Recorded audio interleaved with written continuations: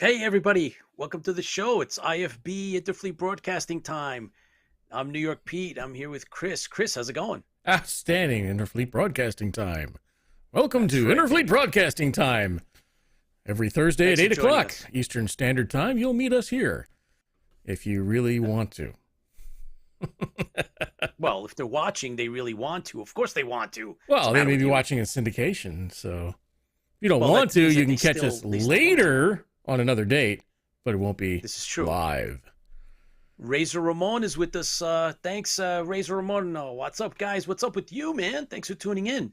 Um, hey, welcome to the show, everybody. So you guys that are, stopping by or, checking us out for the first time or just coming back for more, remember we're, two guys that grew up on 70s and 80s TV, sci-fi, cartoons, and, movies of that time. And, we're big Battlestar Galactica and Star Trek fans and Logan's Run and V and all that good stuff. So, welcome to the show. And And Alien uh Nation, we forgot about. Alien Nation, that's I'm just right. finishing and up the and series on that one, by the way. and Space Above and Beyond, and 22 a lot episodes. of, oh heck yeah, there's a lot of great stuff out there, including Defiance. Planet of the Apes. There was Planet of the Apes series, both animated and live action. And there's the Star Trek animated series from the mid 70s, which was really cool as well. I don't know if you got to see any of those, Chris, but those I are didn't watch really the good. Planet of the Apes. I didn't know they had a Yeah. Oh, it's animated. good. Yeah. And Star Huh. Trek too, Did you get to see the Star Trek animated? I watched a couple episodes. I don't think I liked the animation. It just like Kirk and them Oh just no, looked no, too it's white. it's yeah. Yeah. That's old. It's yeah, it It's is. But long. It's Hong Kong Fooey colored. yeah, sort of like that. But it's still good. The Yeah. stories though, Chris, were really good. They were well written. And all the stars, basically except for one, all of them came back. So they're the Which was original, the all the one? voices. Let's see if Shatner. anybody knows. No, he was in on it. Really? Him, Leonard Oh wow, Nimoy. I'm Yeah, shocked. absolutely. Yeah. Hey, Chris, good day from down under. Chris Laskowski, thanks for joining us from Australia, buddy. Thank you. And let's see, who do we have over I don't. on If Chris Laskowski's yeah, he is take a from. look and see. Yeah. Who's over what? Hold on. Can you hear that? Yeah, I hear that. Hold on. You hear that? Yeah, Okay. So I'm I getting can hear yeah. myself. Hi. Oh no, I didn't get Yeah, myself. no, I didn't it's get to hear over. myself. It's done. James McLaughlin, John Repper, all on with us live over on the Facebook. So we're Huh. we're It's not streaming showing on my live Facebook. both on, we're doing the Facebook and we're doing YouTube. So we're making sure that we cover both angles and both bases. Very important to make sure that we have a presence. And everybody that's watching this, guys, please don't forget on the YouTube. Please go over and subscribe. We're looking for that magic number, that first 100. I mean, we really appreciate everybody giving us support. Our reach over on Facebook is, I keep telling Chris that our big number has been as high as 51,000, and on YouTube we're really trying to get ourselves up on the map there, and we got to get that first 100 subscribers so that we can get into the next level of play over there. So we need you guys to go over there and please subscribe, and don't forget to give us the thumbs up, because Facebook we got pretty much covered. We're doing really well there, and we appreciate all the support and all the help, guys. And without the fans, where would we be? Lola, thank you for joining live. Who else is here? Jeff Walters, yes, go BSG Team Viper, absolutely. Mediocre Modeler, hey guys, hey Razor and Chris. Good evening, Mediocre. Yeah, all right, Mediocre Modeler. Another, hey, if you haven't checked out Mediocre Modeler stuff, man, you got to go over there. He does some really fun stuff on his own show, and he's both on Facebook and YouTube and the others as well. But don't forget to get over there if you want a good dose of building stuff that's all sci-fi related. And I believe he's doing the Warehouse 13 stuff last I checked. So and I know he'll be toasting with us, so that's cool. And I keep getting kicked out of Facebook. Lola, you just come over to YouTube, man. There Hey you go, Lola. John. There's a link to YouTube down there. All right, so check that out, Lola. Just click that and come on over to YouTube. John One. Hey, John, thanks a lot for doing a lot of legwork. John's been working overtime, getting us some interviews. So we have some really cool stuff in store. Chris, is everything on the up and up on your end? Yep, I'm just Yes. Okay, cool. playing with some stuff over here in the corner. Yeah, I know you're always pressing buttons and doing stuff. Chris, of course, saying hi to Mediocre Modeler from Down Under.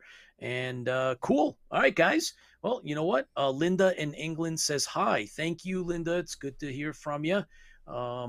So that's Linda over from the Richard Hatch site that she is the founder of, right? So that's the And Richard speaking of Hatch that, Memorial yeah. fan page. And speaking of Yeah. that was just his passing was just this last week. Yeah, it was. So we will be doing memorial. We definitely do a couple of them a year. So we're gonna spread those out, and so we're gonna do. We did one last year. We're gonna do Yeah. one again for Richard Hatch. We're just gonna do it a little later. But yeah, and we actually did a fundraiser on his behalf for pancreatic cancer. And that went really well. We've Mhm. done that a while ago, so that was good. Mediocre modeler Walter Koenig was not on the Star Trek animated show. That's it. Oh, mediocre modeler got it. That's the But one. he was in a lot of other. I mean, he did Star Trek Continues and everything else too. So Yeah. But the animated he I wonder didn't why he do. didn't. And James Doohan actually did a lot of extra voices for other creatures. Huh. So not only did he do his own character, but the other creatures as I'm gonna have well. to check it out. So Paul, all right, Paul, Commander Kane, the legend, the late great Richard Hatch. That's right, Paul. Thanks for joining us live. Paul is over on our Facebook feed, so thank you for joining us. One of the founders of the Colonial Warriors Facebook page, and Galactica, Classic Galactica, clubs and organizations, and Paul's very well known in the Galactica circles. So, Paul, thank you for your support, and thanks for hanging out with us. Really appreciate everything you've been doing for Battlestar Galactica over the years, and your continued support is much appreciated. Still looking forward to getting together with all you guys. Hopefully this year, 2022 will get us all together, raising all the Felger carb. Yeah, no kidding, Yep. Paul. Yep. So listen, tonight, of course, we are going to have Tiny Bean Tara is going to be coming on and doing her normal coverage. But we also promised you guys that we were going to do a little bit of a spotlight on our IFB team. So tonight we're going to start with Tara. We're going to, ask her some questions and, why she joined the team, a little bit of her Reporter of the background so everybody gets to Centaur. know her. Yes, that's right. That's it. That's exactly it. So Chris Dykes, awesome, 113 days away. What's up, Chris? How are you, man? Thanks for joining us. Appreciate it. Chris, I think maybe let's do the toast. Get that toast, everybody. John Repper says budget limitations on Star Trek animated series squeezed out Walter Koenig. Huh. They could not afford to add him in. That's a damn shame. I know I had read something somewhere along the way, but it's still a great animated series in terms of the stories, and it's an official continuation of Star Trek, the original, and I started rewatching it, and I'm enjoying it. But Chris, like you said, you remembered it not being that really good animation in terms of the way they move and stuff, but it's still for 1974 when I was a kid Scooby-Doo-ish. watching, I mean, that was the 1970s, exactly. and I love Scooby-Doo, but oh heck yeah, absolutely. Oh, Janet Jenkins. Hey, thanks for joining us, Janet. Now we got right. We got a Janet in the house. Language. You better, man. You better. Janet in the house. So, what are we drinking tonight? Tipsy Toaster, Triple T. Speaking of watch your language, I'm drinking. So, brought to you by my wallet. Tonight, I am having. Yo, what is that, man? It's called Raging. Yes. It's actually about a Daggett. So yes. It's a Raging Daggett, and it says right. 2 inflammatory words, 1 wild drink. And that's about all it says on the outside of it. It's by Flying Dog Brewery. Brought to you by my wallet, and Flying Dog is from my area, I do believe. Maybe not. Can Brewery, Frederick, Maryland. Yeah, actually, they have a brewery in. Oh boy, I'm going to butcher this one. Utica, New York. Oh yeah, no, that's right. So look at that. We're bridging the gap between my area and New York. But it's 8.3% alcohol. That's going to be a good one. Oh, so, yeah, what do you got? You're going to be feeling that. Okay, so let me tell you, I have the superhero sidekicks. Let's see if we can get that into focus. There we go. Bam, bam, bam. This is a repeat, and this is courtesy of our very own George G.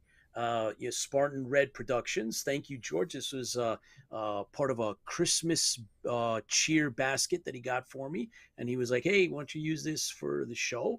And so this is actually the last of the beers he donated to us, or to me, for us to drink on air. So George, thank you. I think George is actually on set working tonight.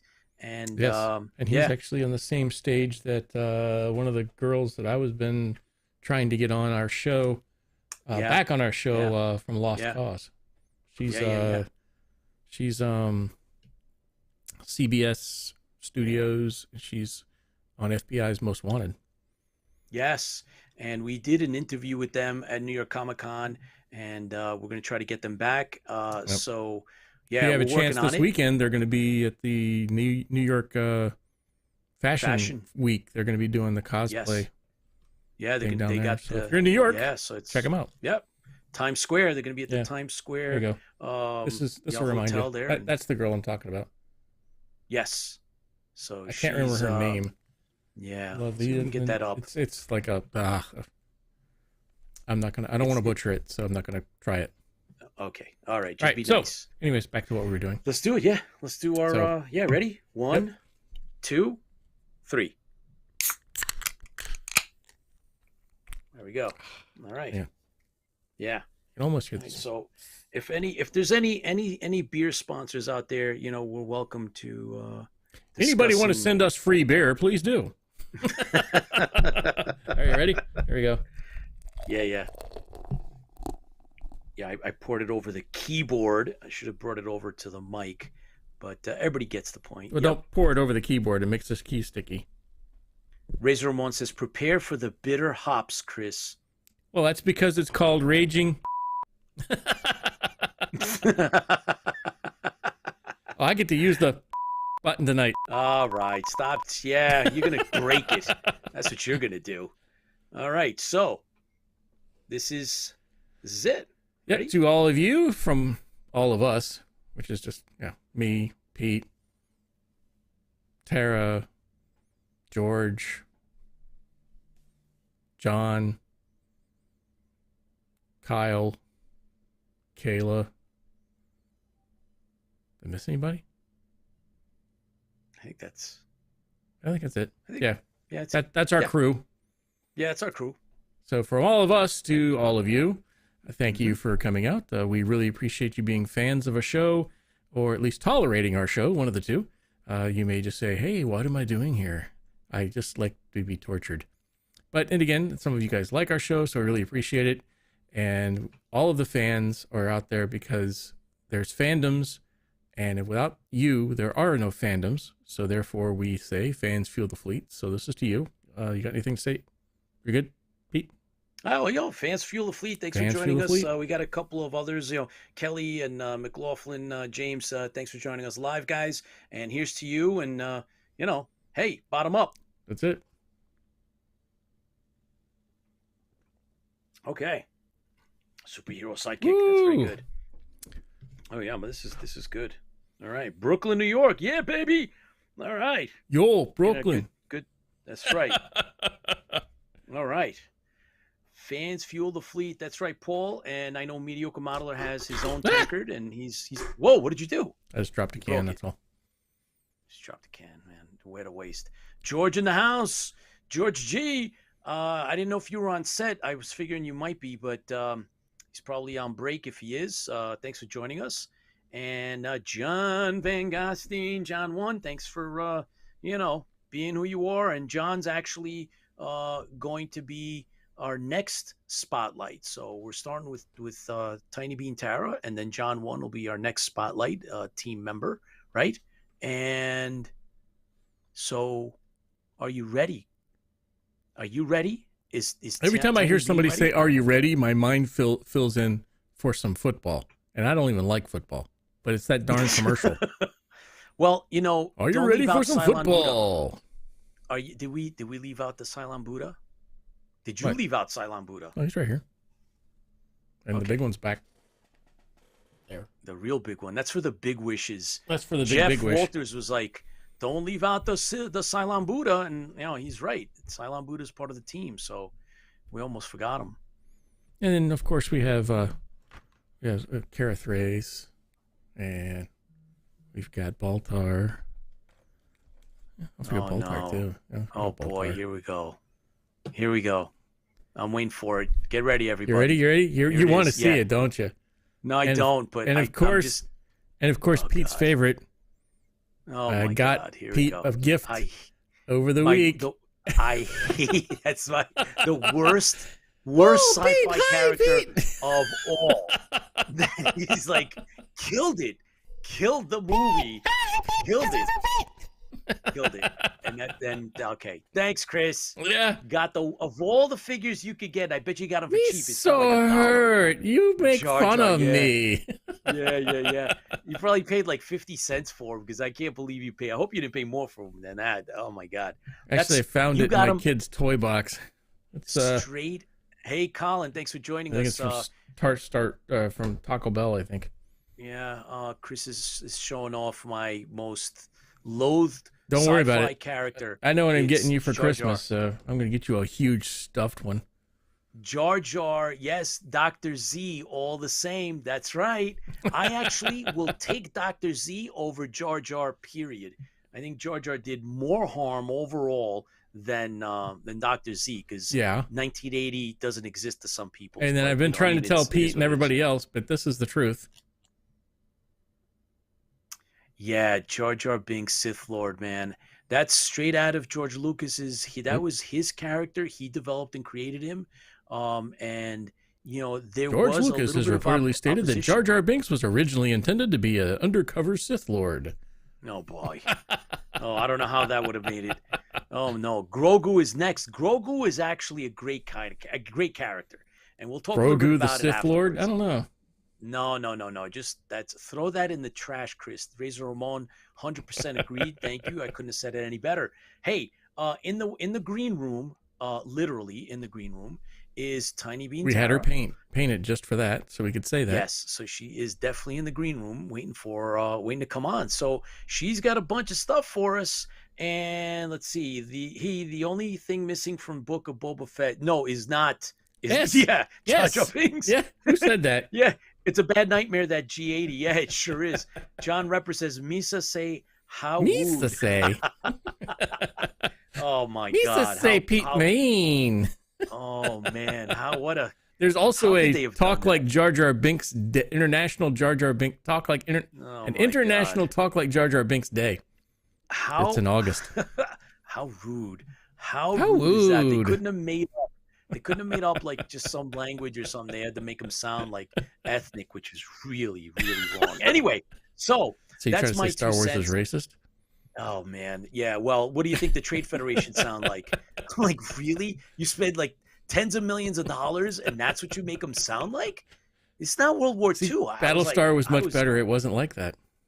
Battlestar was. That's why we love Battlestar. So anyway, guys, let's welcome none other than Tiny Bean Tara, and let's hear some reviews on some of the stuff that, TV and movies and everything else that's going on. Tara, welcome. Hey guys, how's it going? It's going. We're doing well.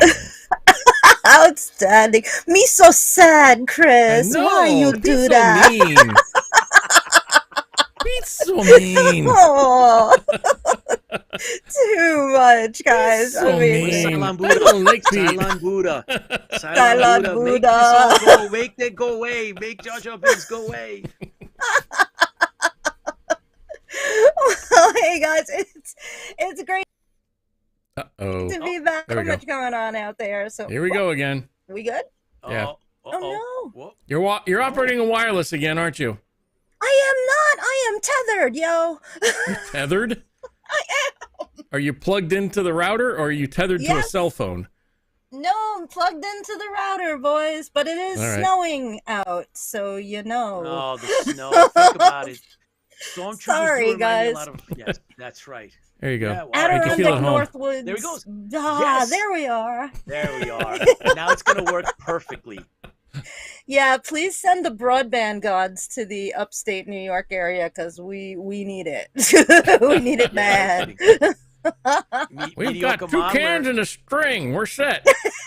Exactly. I knock on your door. They'll be like, it's not that bad. Hi, how you doing? Here's your can. The string's up. Just pull a taunt. No. They want to talk to you. Mediocre Modeler says hello. Hey, girl. Hi. Good to see you. So, Tara, what do you got for us? Well, it is great to be back. Great to see you all here as always. Let's start at the biggie. The tops here, the Oscar nominations are out, and Dune has been nominated for 10 awards, baby. It's only the 6th film in history to be nominated for all 7 technical awards. The shock, however, Denis Villeneuve was not nominated for Best Director. Like, what is that about? Yeah, that is like such a slap in the face. But listen, we have come a long way, baby. But, you know, an epic sci-fi film being acknowledged by the Academy is still a big deal. So I'm very happy about that. You know, hopefully they will acknowledge Denis next time, because there will be a next time for him. Netflix also scored a couple of nominations, which is a boon to the streaming world, which continues to change the canvas of how we consume cinema in this country and around the world. So I am all in for that. Stay tuned. Now, before the holidays, I had Ghostbusters Resurrection on my IFB list of upcoming recommendations. And well, I finally got to see it for myself, and it did not disappoint. This installment in the series is so much fun, guys. It comes after some serious disappointments. I'm looking at you, 2016 unnecessary reboot with Kristen Wiig. Yeah, no. Now, in any event, there are so many nostalgia points on this one. Jason Reitman co-wrote and directed this one clearly as an homage to the original, to his dad, and the whole original crew, Harold Ramis especially. And I must say, seeing the Ghostbusters mobile again was so delightful. I just squealed. It was so wonderful.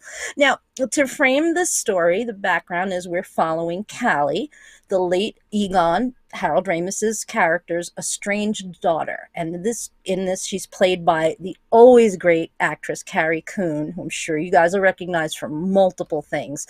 And her 2 kids. Now, you will also immediately recognize her son, the up-and-coming Finn Wolfhard from Stranger Things. He was also in It, right? He's really good. He's getting really tall, but he's really, really good.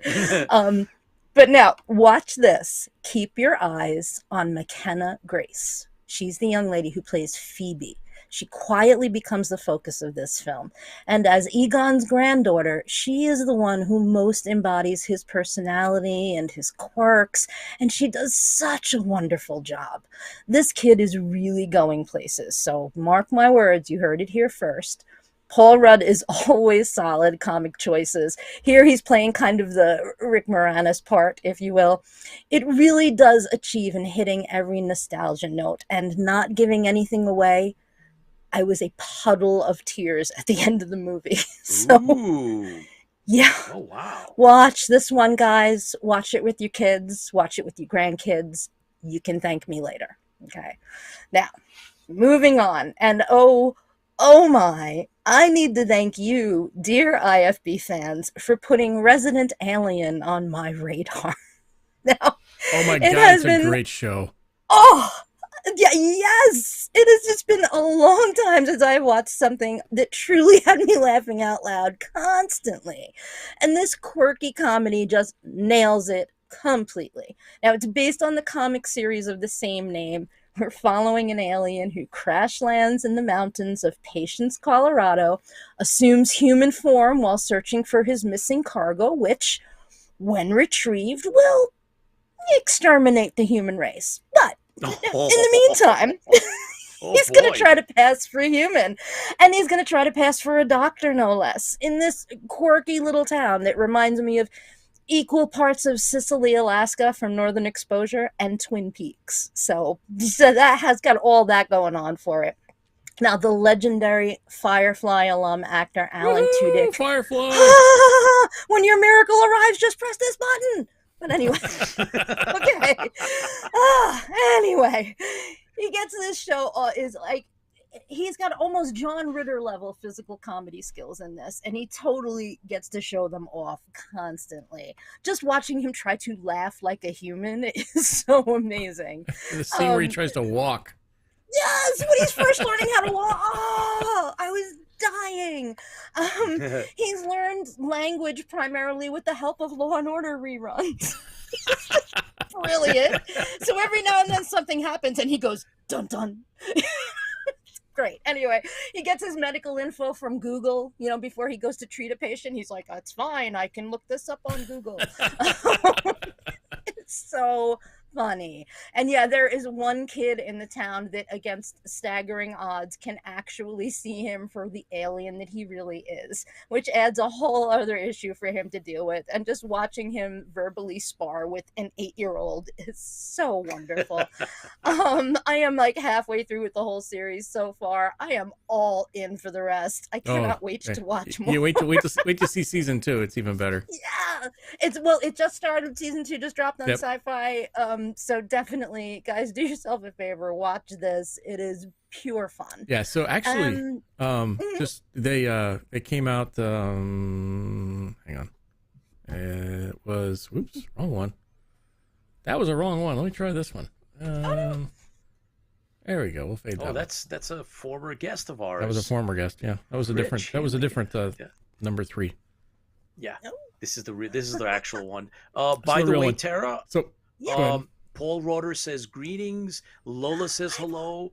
And Colin just said that my folks were in Northern Exposure as extras. It's kind of interesting. No. Oh, Colin, one of my favorite shows of all time. Yeah, I'm actually born and raised in Flushing, Queens, and my doctor was Dr. Fleischman from Flushing, Queens in real life.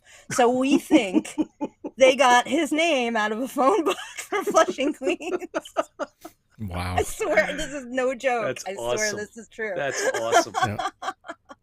So anyway, I was going to say, so the back to Resident Alien, what I was going to say was that is the top it was listed, it was one of the top debuts.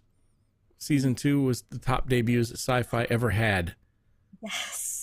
It's well-deserved. Absolutely well-deserved. So more people watch that than any other SyFy show before. That's incredible. Yeah. It's really good. I could watch them over and the great thing is if you're a Firefly fan, say that 3 times real fast. Firefly fan. Firefly fan, Firefly fan, Firefly fan. Anyways, if you're a Firefly fan, I did it again. The one of the characters in the show is an octopus. Mm-hmm. That's Nathan Fillion. His voice, he voices the octopus. That's awesome. What are you talking about? You got to watch the show, Pete. You just all right. Go back to watching your Jar Jar Binks stuff. No, I have not watched Resident Alien. However, I wanted to mention that Jeff Walters agrees that Ghostbusters was outstanding, and Razor Ramon says, seems like there's going to be another Ghostbusters movie. Huh. I didn't know that. Would not be surprised. Okay. Yeah, it's a popular franchise, and they'll beat the snot out of it till they can't get any more money out of it. Of course. If they can keep these characters, the new characters, like fresh and cool, and like I mentioned, that girl, she was amazing. I was gonna say they can keep these characters making money. That's what I was gonna think you were gonna say. I was like, well, there's that too. Yeah. There is that. As long as we keep throwing, as long as we throw money at it, it keeps throwing money back. We're going to keep doing it. Keep going. No, Listen, that's part of it. I think they came back. I think they're really lucky that they were able to come back from the one the with missteps. the remake was horrible. Horrible. So that they were ready to be able to bring this back and bring it back the right way. That holds hope for me for the future. Yes. So we'll see. And now, of course, the last but not least, Book of Boba Fett. Oh, epically divisive, this show, man. I mean, I know Star Wars fans are tough, but wow, there's so much hate out there for this. And there's a lot of praise too. Now, I must say, I am in the latter on this. I am really enjoying it. The last couple of episodes I thought were great. So, Pete, what are you thinking? I am 2/3 into the second to last. Okay. So I have not seen the last episode. Chris, did you see everything? What was the last episode? Sometimes I have a hard time catching up. So I saw the one with the sword. And last night. Oh no! Was this last night? No, I didn't see that. I didn't get to see that one yet. Okay. All right, and second to last is the Mandalorian is going to deliver the gift. I saw that one where he delivered the gift. Yeah. Yes. Okay. All right. So I'm not finished with that one. And who else wants to see? Okay. I want to see. I want to see what Grogu picks. I didn't get to see what Grogu picks yet. I want to see Grogu and chainmail is what I want to see, but. Well, let me put it to you this way. I made an educated guess that night of what he was going to pick, and I was correct. Oh, you had a 50-50 chance. Of course, I will not give it away.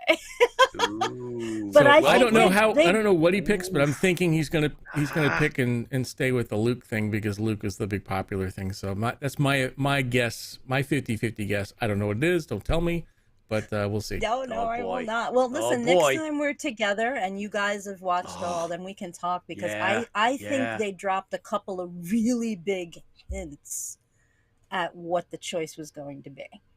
And looking back, you go, yeah, of course, it was right there. Yeah, when you go back and watch it again, you're going to go, oh, of course. It's worth it. Man, totally worth it. The final episode really ends. Where is it? Really I gotta find it. Hang on. It was this one. I was told in an instructional period that some people are just naturally slow. Okay, Boxy. Oh my God. You'd be disappointed, Chris. That's what Mr. Laskowski says. I want to see him. I want to see him in chainmail too. So. Right, well, you'll be disappointed. He needs a little Boba Fett helmet. A little. No, Mr. Laskowski says you're going to be disappointed. Little ear things. Yeah. By the way, Jeff Walters says that I build a full-size Ecto-1 and working on my second Ecto-1. Yes, I saw. I followed his. He posted pictures. It's amazing. Oh wow. That's insane. He's working on another. He posted pictures of the. I followed. I stalked him. That doesn't sound right.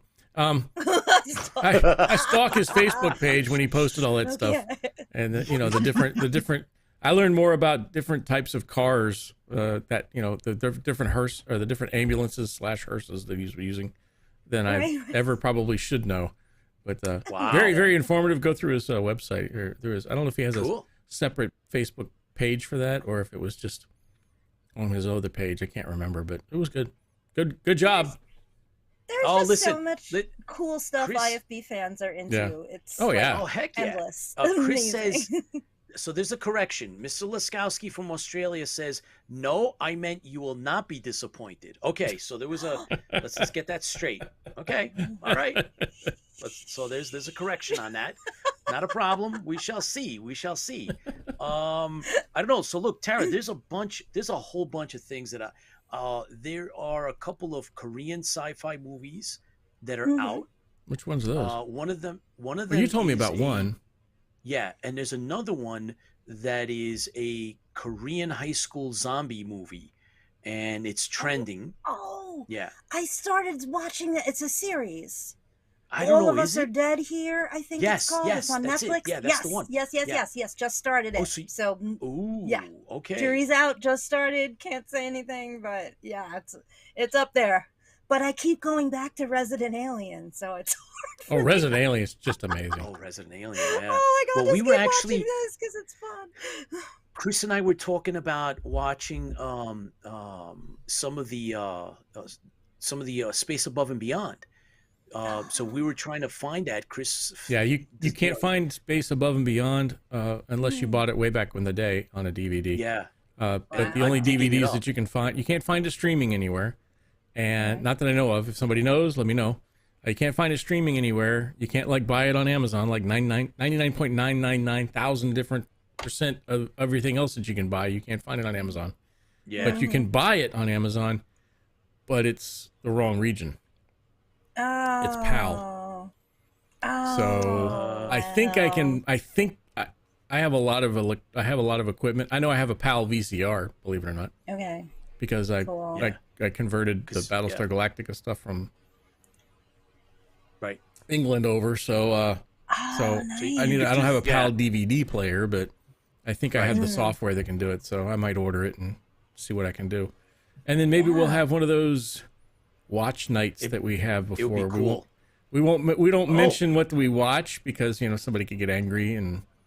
But we pull up Zoom and we did a watch party a little while ago. That was kind of fun. Private watch party. Private watch party. Yep. It was not public, private. And Brightest Day. Sup, guys? What's up with you? Thanks for joining us, man. Colin says try Canada for the Space Above and Beyond. Everyday Heroes for Children. Yeah. Okay. So it is, guys, I don't know. I know some of you are fans of Space Above and Beyond. I know I was. I actually bought the DVDs, so I got to dig them up. It's been a while. Really good show. Yeah. If we can find them, then we'll do a watch. Everyday Heroes for Children is Jeff Walters just mentioned that's right. He charity. Does the charity. Yep. Yeah. So Jeff, let's work. Thanks. Let's do something with that. We definitely this year Chris, we haven't adopted a charity for 2022. Right. So Jeff, let's talk offline, and we'll see. Maybe this is the one that we need to maybe we need to check that out.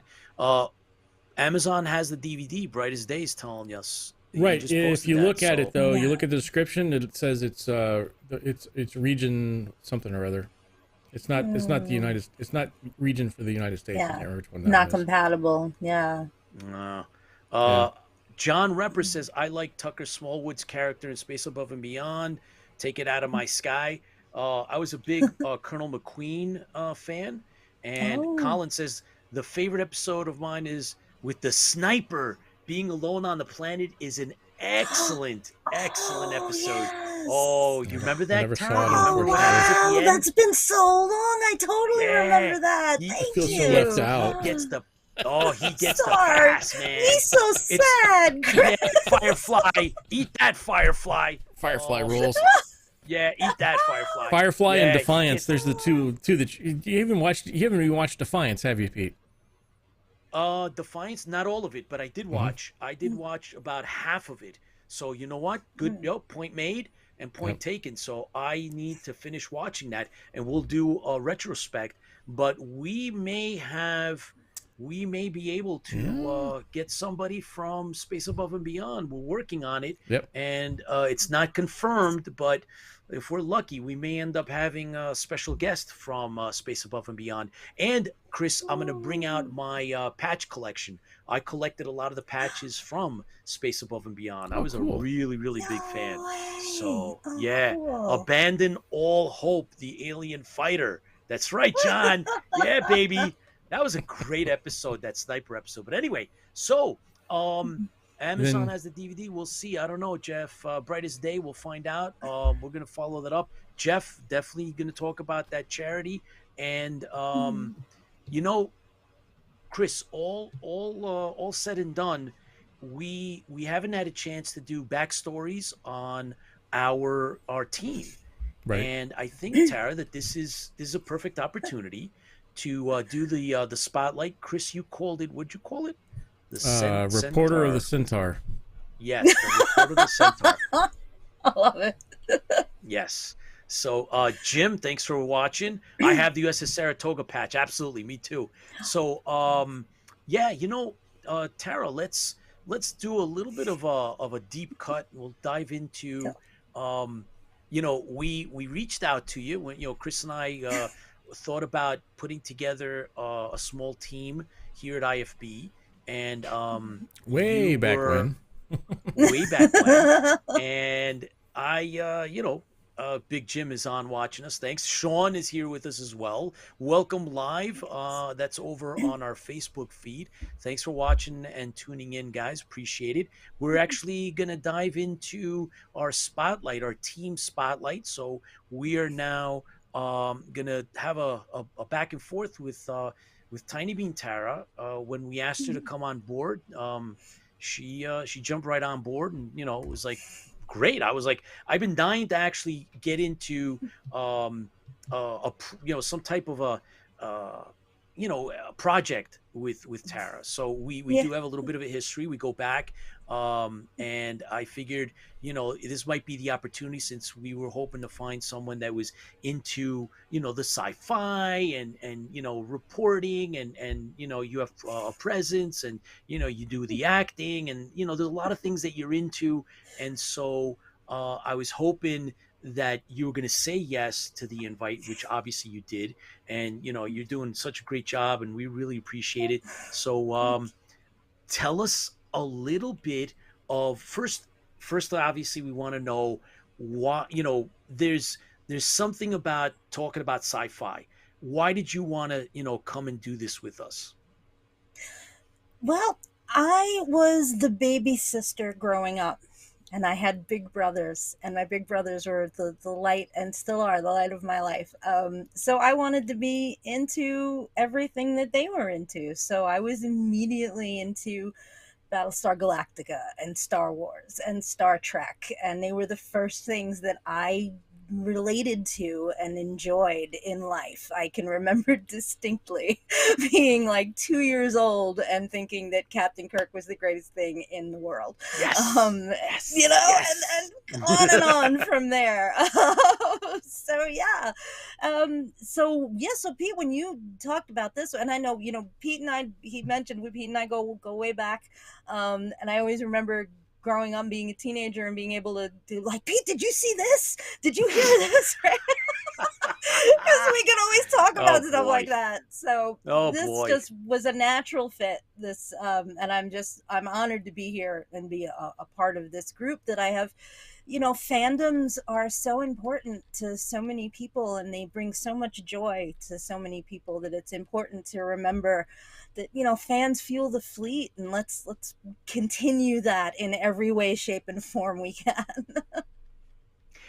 Well, I always knew that we'd be lucky to have you because of your likes and your background and the things that you've always done and always liked. And, I'm glad that you're able to fit in, doing, the show with us.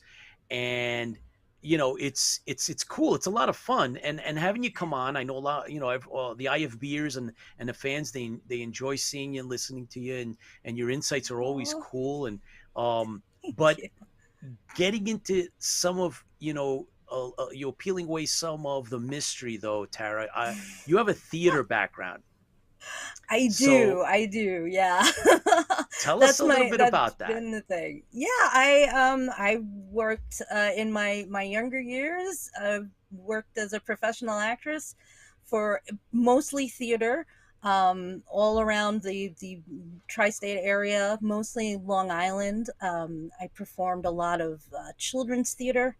There was a lot of kids on Long Island that their first time ever seeing something in a theater, they probably saw me on stage in a pig costume or something crazy. I played Wilbur in Charlotte's Web for many years in a touring production, and it's, random things like that. So I got to work. I got to do a lot of really cool shows. I played Velma in Scooby-Doo for a while. I actually marched in the Greenwich Village Halloween Parade one year as Velma in Scooby-Doo. As a matter of fact, do you remember? I spotted you that year. Yes, you did. Yes, I was at the 501, the Empire City Garrison that year, and I remember running into you doing Scooby Doo. Doing So, Scooby Doo. Yes. oh my God, how many years ago was that? Oh, it was about 2007, maybe even earlier, 2006, 2007. I think it was earlier. Yeah. Wow. Yeah. I was You've working done... with a designer back then who would design group show, and we did a children's theater production based on Scooby-Doo, and he was like, let's bring this to the real world and bring it out into the real life. And one year we also did the Bat villains, and I got to do Catwoman in the cold in a Catwoman suit in heels. Oh wow. That's marching. Awesome. That's awesome. Wait a minute, you didn't give us one of those photos. I can find one. I'll send it. Oh yeah, that would be awesome. Come on, give up the cosplay photos. We love that stuff. I definitely I have one. Oh yeah, no, you must. Tara, Sean says it's great to be a part of something, a team, a group, a fandom, to share a love and experience of like-minded individuals. Tara does a great job as part of this show. Absolutely agreed. Thank you, Sean, for mentioning that. So thank you, that's Sean. Sean from Battlestar Bulletin Board, a big supporter of us, who we've had on the show as well. You know, he's keeping the flame of Galactica and sci-fi alive, and so so look, so you do theater, you've done professional acting in the theater realm, but you've taught it, right? You taught it and you teach it. Yes. You still do workshops and stuff. And I actually, flash forward to now. I live up in the Adirondacks, and I'm an education director for an arts center, so still involved in that. But for years, I also taught theater, and I specifically created some after-school children's theater programs for kids.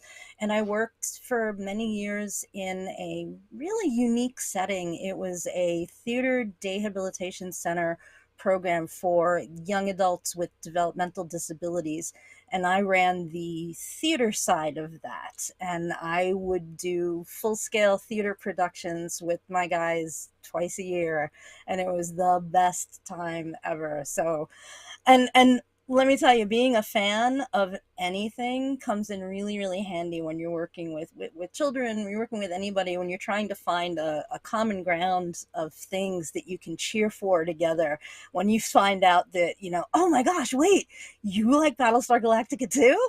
And then you hit it, so that's really helpful. But yeah, I did it for a lot of years, and my family, my brother, my mom's also an actor. My brother, one of my brothers is a writer, and we also ran a small community theater company in Long Island for a number of years too, which was a hoot and a holler. So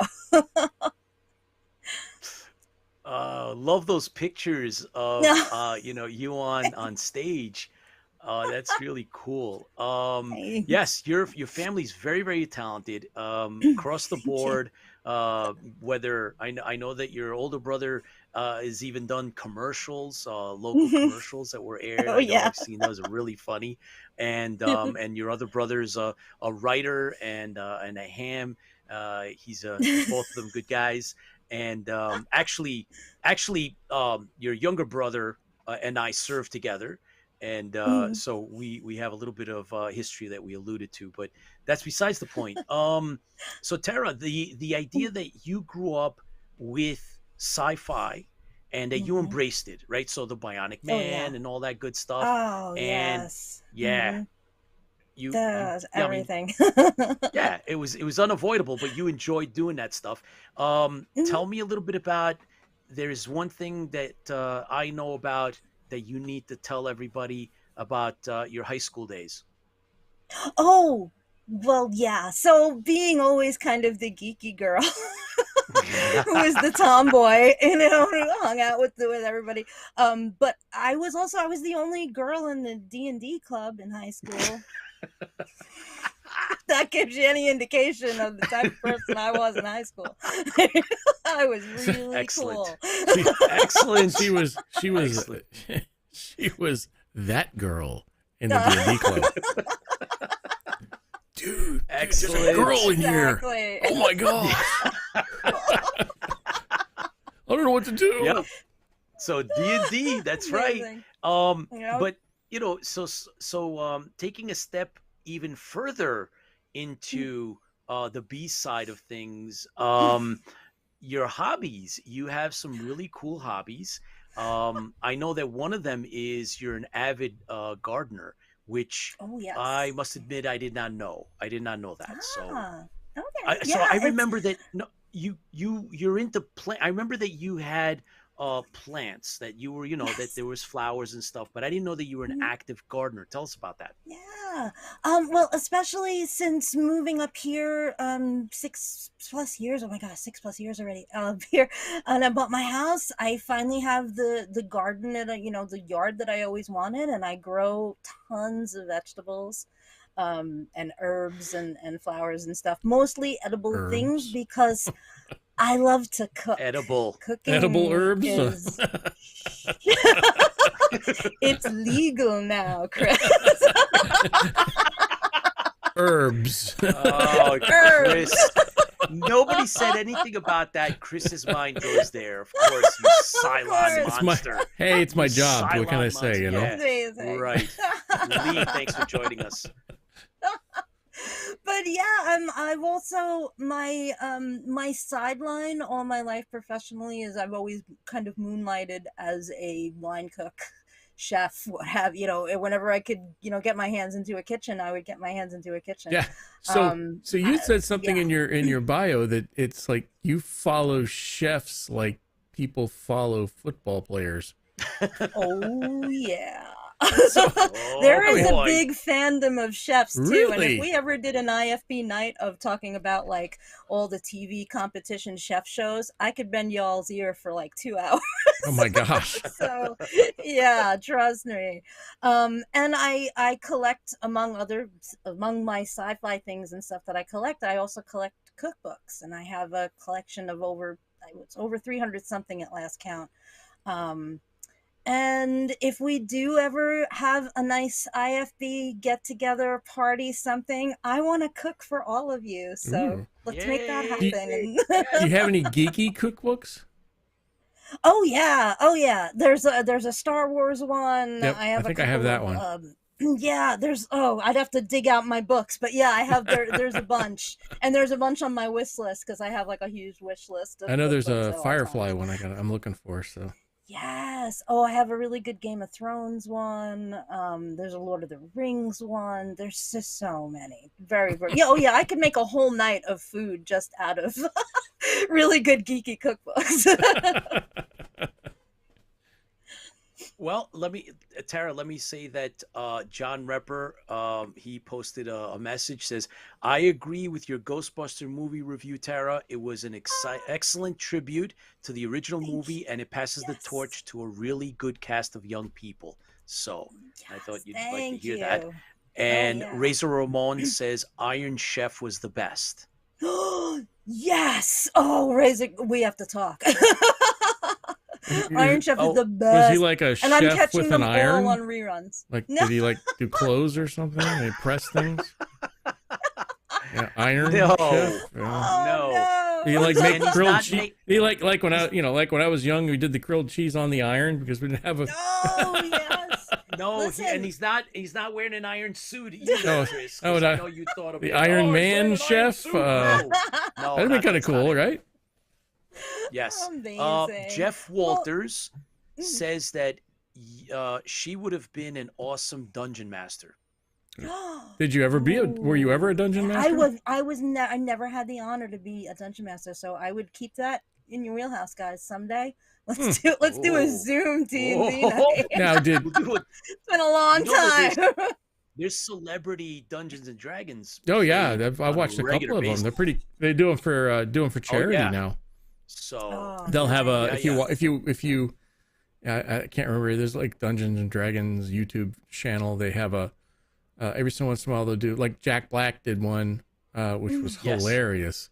That must be amazing. So they did a Dungeons and Dragons for, they do it for charity. So they have the stars come on there. Jack Black's playing a bard. That's awesome. And it was, that's awesome. it was funny. So. Oh yeah. But yeah, I did Dungeon Master every so once in a while, but most of my stuff was, I did Dungeons and Dragons, but most of my stuff was Avalon Hill games. So yeah, military platoon leader and submarine and that kind of stuff. But I wonder why they didn't let you, did you not want to be the Dungeon Master, or would they not let you be the Dungeon Master? That's a really good question, and I've never given it much thought, Chris. But I don't know. Maybe because I was just the this geeky girl. We don't want her beating us. Yeah, exactly. Like, why does she have to tag along with this? That was the story of my young life. So yeah. Well, Tara, there's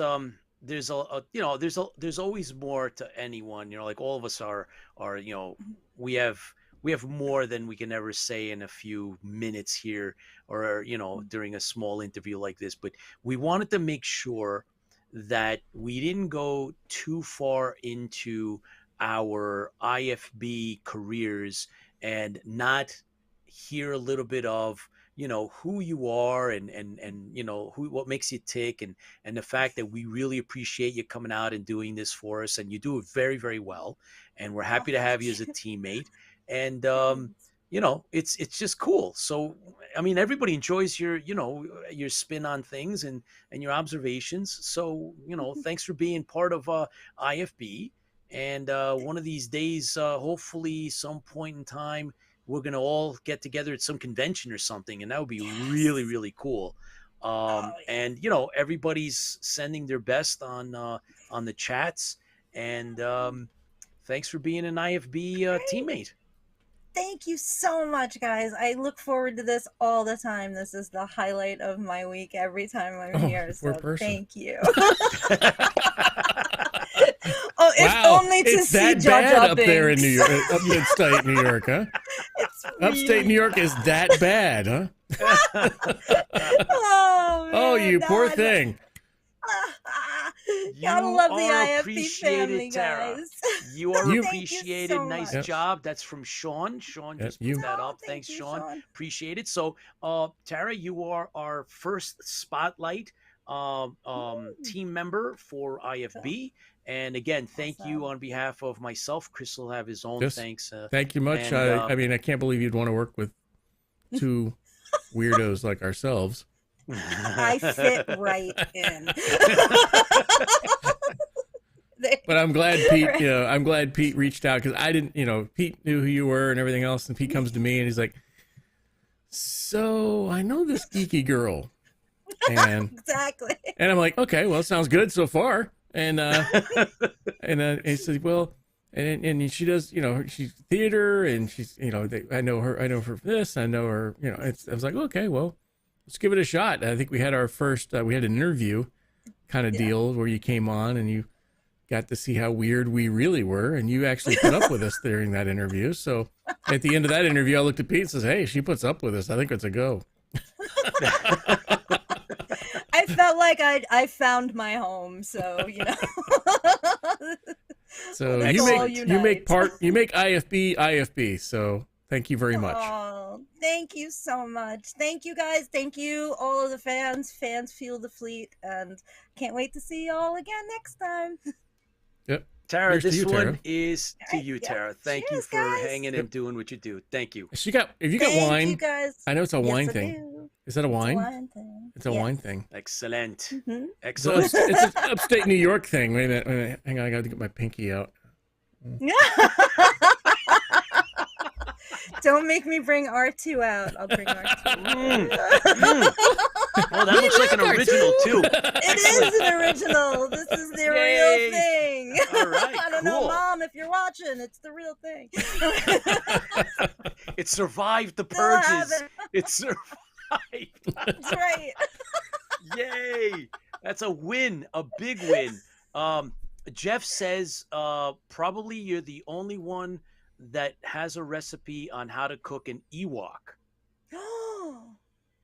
Can you cook those? You no. can't cook Ewoks. I think all the hair would get into the way. I mean, can you really de-hair an Ewok to cook it? That's what I'd really like to know. I mean, how do you, rip the hide off the Ewok to and keep not the... Wookiees either. You don't eat Wookiees or Ewoks. I don't know. Jeff. No. Bad Jeff. No, Jeff. You don't eat those. You don't eat... No. That would be more of a... Yeah, Rob. Me so hungry.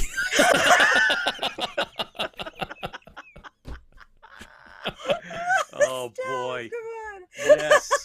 Oh man. Rob wants to. Rob Bound. Thanks for joining us, Rob, live. Appreciate it.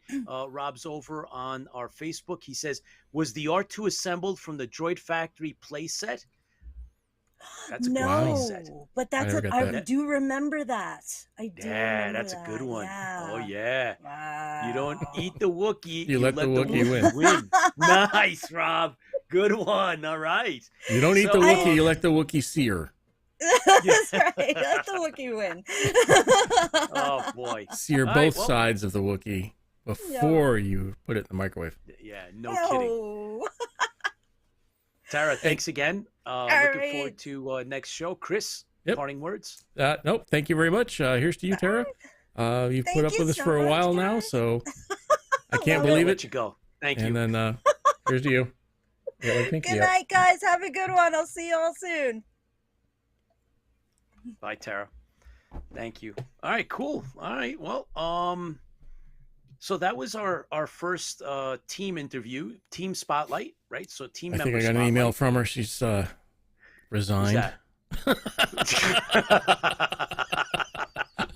Okay, now that I'm off air, I can tell you how I really feel.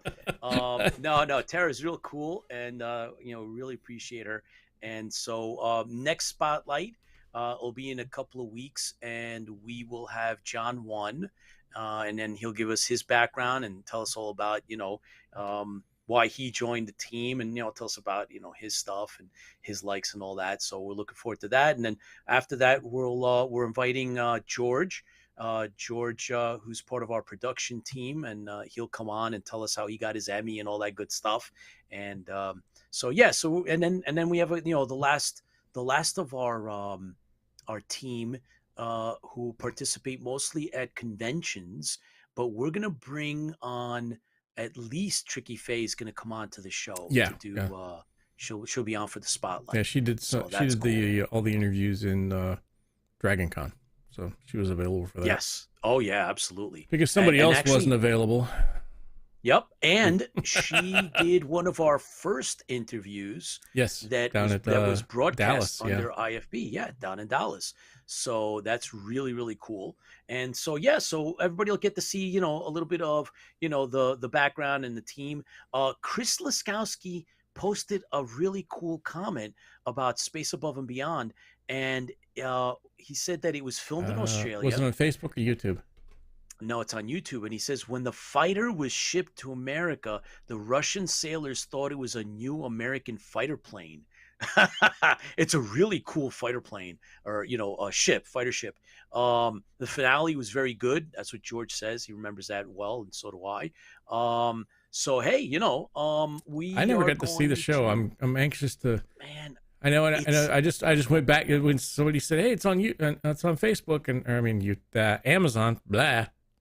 So I was actually, when I was off air there, I went to Amazon and I was looking it up, and once again, unfortunately, it doesn't say. It says, number of discs and everything else, and then hang on, I'll bring it up.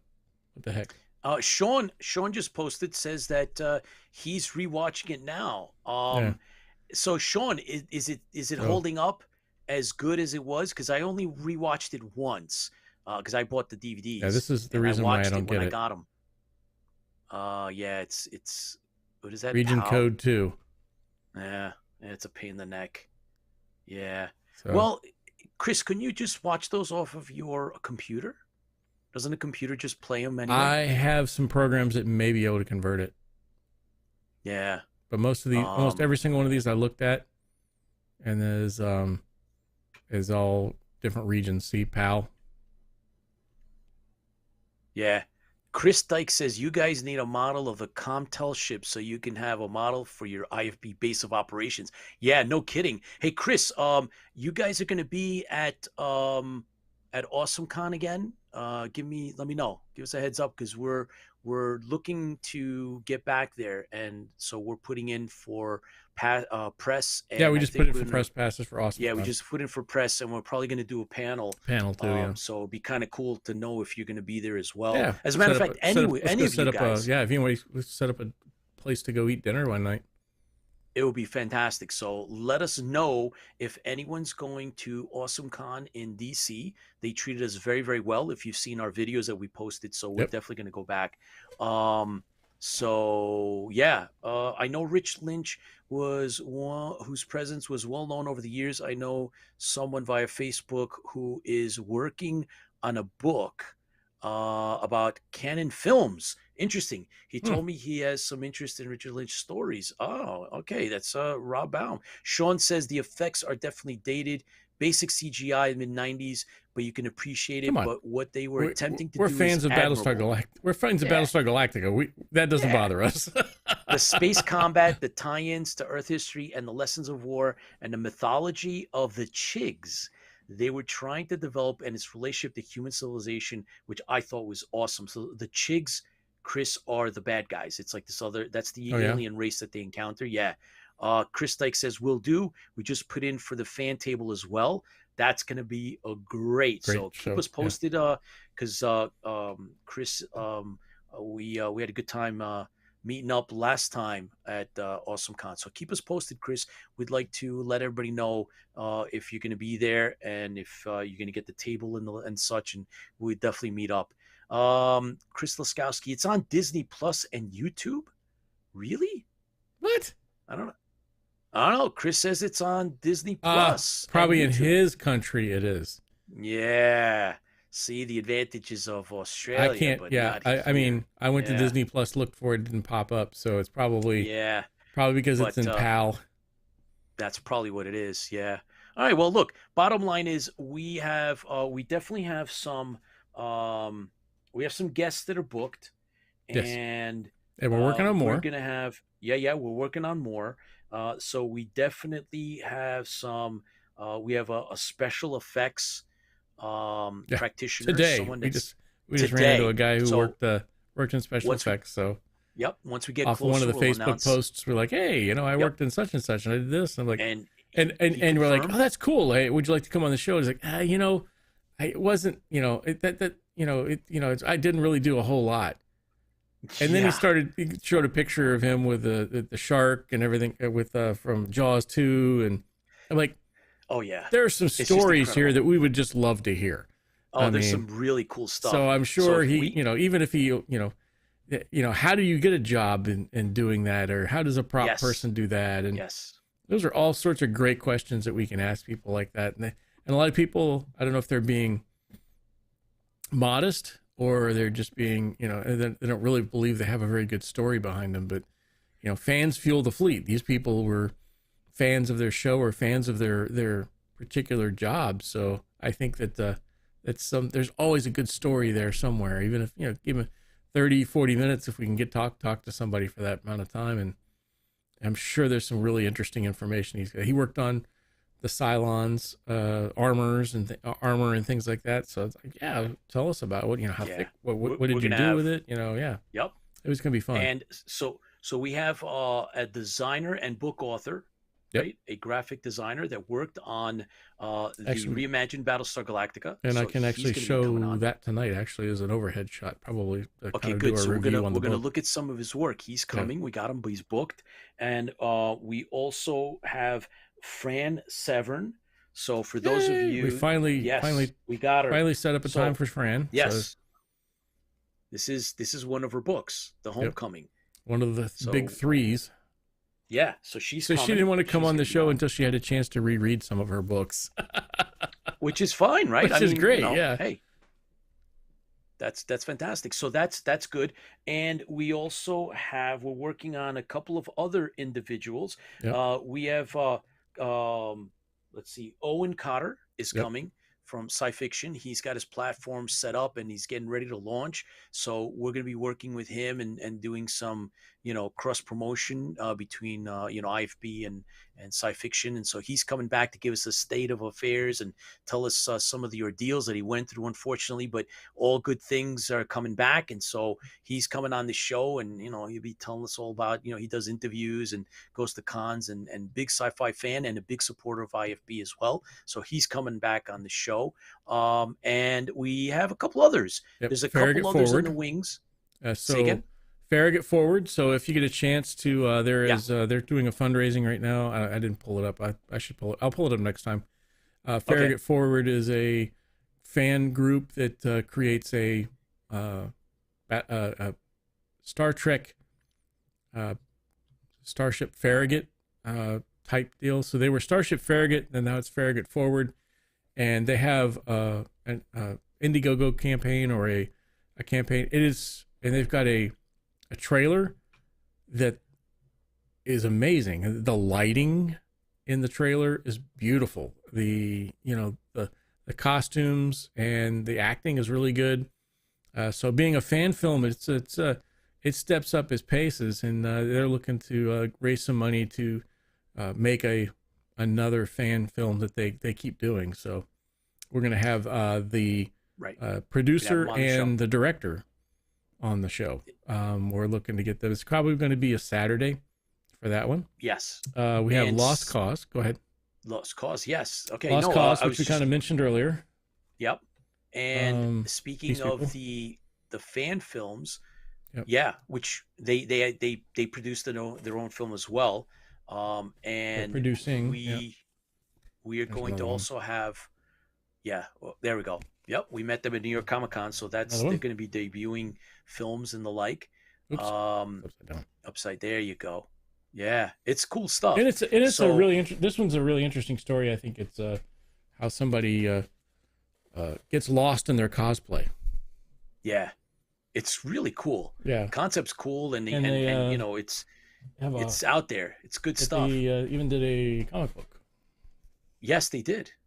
They did a comic book as well. And we had a fun time. The interview we did with them is up on IFB. So if you guys get a chance, if you haven't seen it, please go back and watch that if you're interested in stuff like that. And the star, what's her name? Yes, she's there, right? Got it? Yeah, it's there. Evangina Redola. I'm gonna mess that up. Evangina Redola, that girl. She's actually in New York right now, filming on the set of CBS's FBI Most Wanted. Yeah, so she was, we had that great interview with them. They're really, really cool people.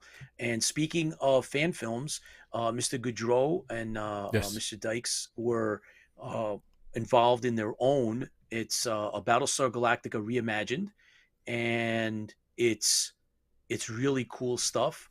They did a 2-hour fan film, and we're going to premiere it, but it's going to be on a Saturday as well, guys. Yep, so stay tuned Saturday, for that. So it's easier for them to put it on a Saturday, and it is long, so we figured it's better on a Saturday for a 2-hour type video. And we're going to actually have to do some Saturday interviews with our friends on the other side of the pond. So we have Infinity Magazine. We have a bunch of really, really cool interviews that we're going to have to be doing on Saturdays as extras, guys. So look out for that. So that's coming because we just can't fit them in. The time difference doesn't work with us. So we have others that are on the West Coast. That's also a bit of a problem. So we're going to be doing those as well. So we're going to do some extra shows. Razor Ramon says, Space Above and Beyond is on YouTube. If you can put up with the watermark that comes with it, it's actually on. Yeah. Hey, Razor, can you just send us an IM? Send the Tipsy Toaster a link, a private link, and see what that's about. Because I want to watch it, but I just haven't on to. Yeah. Don't forget. We have. Hang on. I had it just a second ago before you said Tipsy Toaster. Now I dropped it. Okay. But I'll remember later. Okay. So Rob wants to know if we're going to get Stu Phillips as a guest. Oh, that'd be great. It would be great. Stu Phillips is Composer very up in age. Yep. We have his book, right? We got autographed copies of his book. I did reach out to him. You and did. That was told, I wasn't interested at the time, so we reach out again.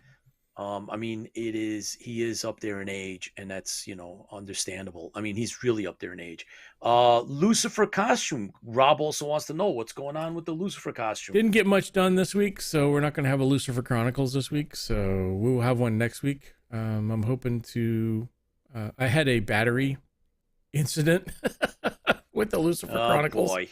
And not to mention you were like ruining the environment with your situation.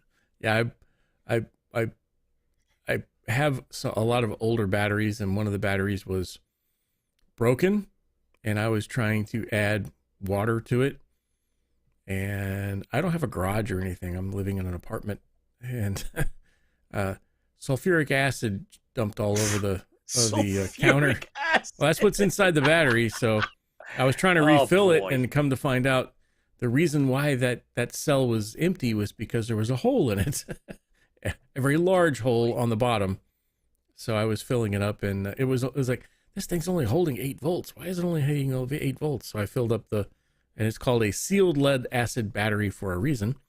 So I unsealed it. Yeah, and added there's water your first to problem right there. And add water to it, and then so that took up a lot of one day, and then I just haven't had time to work on the sanding and everything else. So, but we'll have Lucifer Chronicles next week. Hopefully, we'll have the brains working by then, because now I do have a couple of batteries that are up and running. Daggett dribble. That's what Paul says. Yeah. You actually believe that Daggett dribble? Robert Baum says there's a hole in the battery. Dear Liza, dear Liza. There's a hole in the battery, dear Liza, dear Liza. There's a hole in the battery, dear Liza. I'm on fire. By the way, if you get a chance to look at Tara sent us a couple of pictures that you should, if you can get them up later in the show, you should put them up. They are IFB worthy. I'll put it to you that way. They are good ones. So let's see. All right, guys. So you know what? We have it's 20 minutes into our second hour, and we are now what the heck? Yeah, there it is. Tiny Bean Tara promised to send us some pictures of her. Yeah, there you go. Halloween, New York City, and she's in character. Did I hear you all correctly? A BSG CG artist is coming on your show. Yes. Chris. Yes, we have one of the artists that designed many of the ships. Actually, we'll talk about that here in a little bit. Yeah, so we will let you know. But yeah, he's coming on the show, and we got him. We're lucky enough, and then we're working on some others. John One has been breaking his back at reaching out and getting us contacts for some really good guests. So we're trying to lock them down, and like everything else, it's scheduling and the dates and getting people on and who can and who can't, and pushing into Saturdays, which is obviously sometimes a little difficult for one and all, but that's where we're at. Hopefully Gary Graham gets back with you guys. As a matter of fact, Jeff, we're working on that too. We're waiting for Gary to get back with us, and as soon as he does, we're going to lock him down to a date, and hopefully we can pull that off. It would be a really great I'm almost done. I'm almost done with Resident Alien series. I think I'm on. There's 22 different episodes, and I'm on 19 or 18. So it's been stuff, fun. Man. It's been a fun rewatch. It's on Tubi, so it's free. and it's been a fun rewatch. But I've also been looking for. I didn't know. I probably watched them as a kid, but I don't remember. They actually had like 4 TV movies. Yes, that's right. Afterwards, I don't remember watching I remember watching the series, but I don't remember watching the TV movies. Oh no, maybe yeah, after my bedtime or something, but possible. But they were great. So, I mean, the whole thing was great. And they sell all of that into one set. I've been trying to get a hold of, but they want the Earth for it. It's like $126. It's the cheapest I've seen. Of course. For used. Oh boy, that's a shame when they start gouging on these things that we love. But Alienation is a great series, great show. And yes, so fix it, dear Henry. Yes. No duct tape was going to fix that one. I heard, Rob is reminding us, Robert Baum is saying that I heard Terry Carter lives in New York City. I know he's up there in years, but he is on Twitter and I think Facebook. Have you reached out to him? No, we have not. It's just, no, we haven't. The guys, I didn't know he lived in New York, so. Yeah, a lot of the stars, Rob, are, how do we say this gently? I'm not sure. It's but what I could tell you is this. I was privileged enough to have a private conversation with Jack Stauffer. I was part of an executive planning group, and that day, Tipsy Toaster was not available. However, there was 3 of us, and one of the members of this phone call was Jack Stauffer. And Jack is a really, really cool guy. And, he gave us a lot of insights on what is and what isn't.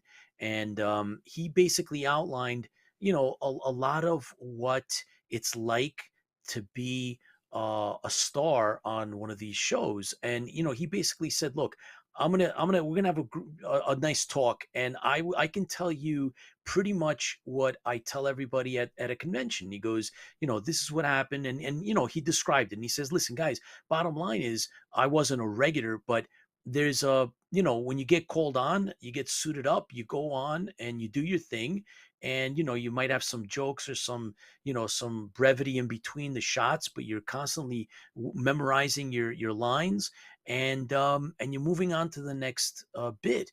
And I got to tell you, I've spent a lot of time with Herb Jefferson. He's a sweetheart, great guy. He's a history enthusiast. You did too, Chris. Great guy, yeah. I've met him multiple times, and he will tell you up front, for those of you that have met him as well and talked to him, I mean, he'll tell you, listen, you guys know more about the ins and outs of the show. I just acted in it, right? I was an actor, and I know what it was like to act and do the part. But as far as like the details, background, you, the fans, know that stuff way more. I can't pretend to know that stuff.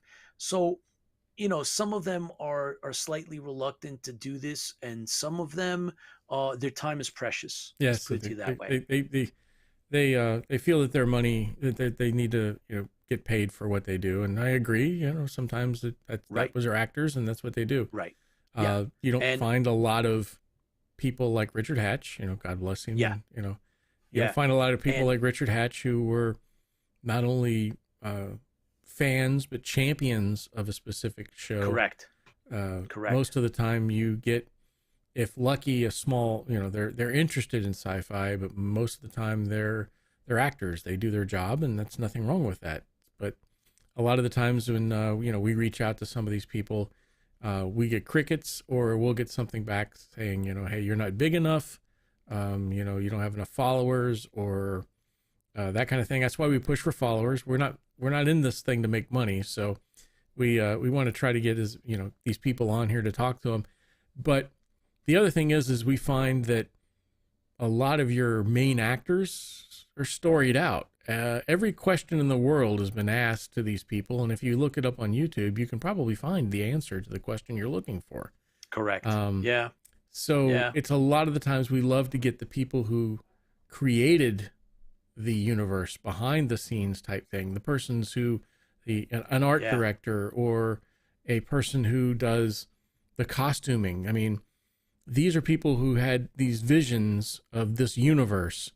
So we like to talk to those people who have that vision of the universe and tell us about your vision of that universe. Why did you why did you pick a specific thing? Writers, like I said, I'm reaching out to a number of writers at different shows. I reached out to Alien Nation writers for V, or all those writers, because they really, the actors are great, but the writers are the one who created that fandom for us. The actors just acted in it. So that's a long way of saying that we'll reach out to Terry, see if he's available. I will reach out to him and see what happens. But it's a lot of the times it's they're wanting time and money for their time. I've reached out to Kent McCord for Galactica 1980 and Adam 12 type thing, and I got back from his publicist that he doesn't do things for free. So he's not at this time. He doesn't do, I think the exact words were, at this time he is not doing any freebies. So we don't pay anybody. That's kind of the way we do it. We're not for profit. We're not for profit. So the expenses are all made on us. And now I will pull out of my pocket personally. Oh my God! If I could have Athena on air, I'd go take a loan out if I had to. All right, stop. Jeff Walters. But she will not return my phone calls, my emails, or open the door when I knock on it. So I don't know what the problem with her all right, is. You're lying. But anyway, I got to read this. There's a comment that Jeff made. He said that he's awesome, and he's talking about Herb Jefferson. He does so much with the military community and veterans. That's how I met him first, and was just blown away with everything that he does. 101% agreed. Dude, I sat and talked with him so he stayed at all. I probably heard the story before, but there was a show that they canceled that we were all headed down to, including Pete, down to Texas, and we were going to have this great show. And Herb Jefferson was one of the people who are going to be there, and they're going to have a ton of people down there for Battlestar Galactica 1978, and it got canceled due to because we don't like to say that because they will trigger, it triggers some things. So anyways, due to they canceled the show, and it was in the middle. I drove down there and everything else, but Herb Jefferson was the only actor that stayed there. He set up a table in the lobby. He said, I'm not leaving. My plane doesn't leave for the next couple of days. I'm going to sit down here in the lobby and I'm going to make some money. So he sat down in the lobby and he sold autographs. And then at the time frame, I walked up to him and asked him if he would sign a Cylon rifle for a charity. None of them sign anything for free, by the way. So I paid for the signature on the Cylon rifle so we could auction it off for charity, which we did. Charity for Richard Hatch's charity, as a matter of fact. But I sat and talked to him for probably. He said, "Oh, you were in the Navy?" I said, "Yeah, I was in the Navy." And he's like, "We sat." It was like talking to my grandfather for 2.5 hours, 3 hours, just about. He has a suitcase with him. He pulls out his suitcase. I'm like, "What is the suitcase he got?" It's full of photographs of all of the stuff he's done with the military. So he pops open the suitcase and he's like, "Oh, I remember this." Right. And he's like, it was 2 hours of fun. And I will never put that man down. He was a great person. He sure is. Absolutely. None of them, for that matter. Yeah. None of them. And the reason I got to talk to Jack Stauffer was we were going to be sponsoring a show that he was going to do again for, we're going to raise money for the Pancreatic Cancer Society, and he was going to be involved, and we were sponsoring. But anyway, Baz says hello. Hey, Baz. You guys, keep working on that Viper and keep working on that Cylon sword. I haven't seen any pictures of that Cylon sword yet. Says, wait a second. Baz says, did you see Doug Drexler just got some great health news yesterday? No, I was not aware of that. I wonder what it was. But Yeah, I'm glad to hear that it sounds like it's, it's good news. It's good news. Yeah. So that's good.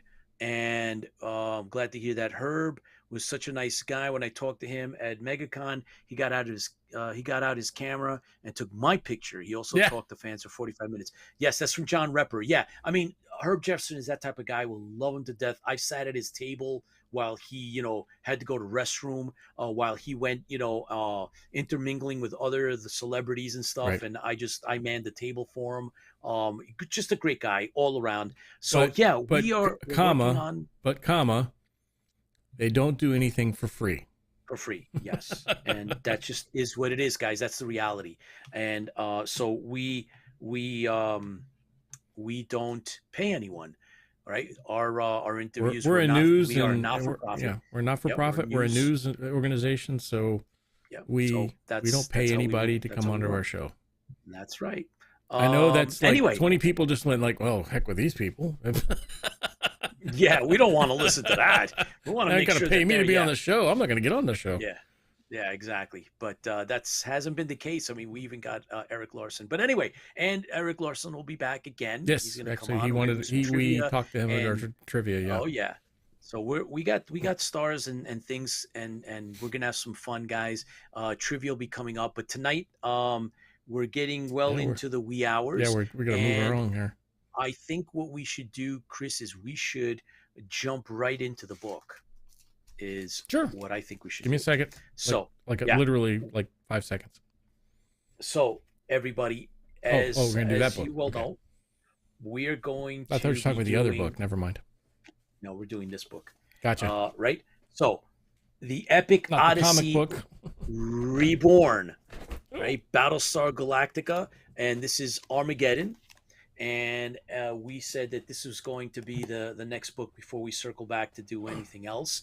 And so we're going to be doing Richard Hatch's first book in a 7-book series. Actually, there is an 8th book. 8th book, yep.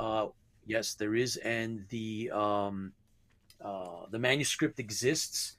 And we've been trying to get back, speaking of circling back, with Michael Werhan. He has access to the 8th and final book to a 8-book series. Yep. Only 7 were published, but the 8th one was out there, or is out there rather, and hopefully we can get through to Michael Werhan and get him to publish that 8th book.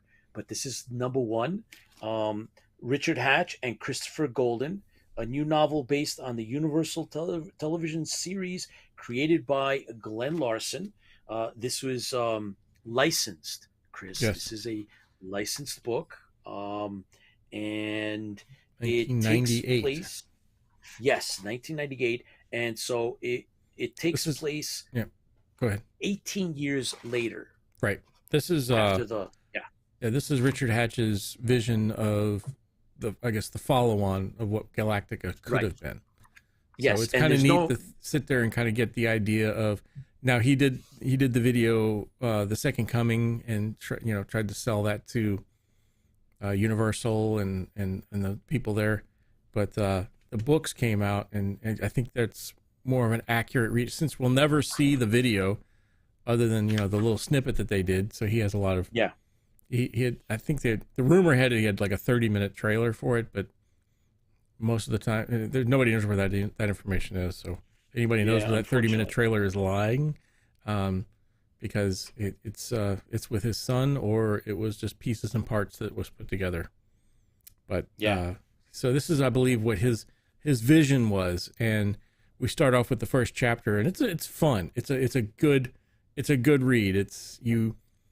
You get the feeling of the buddy movie again, back to Battlestar Galactica 1978.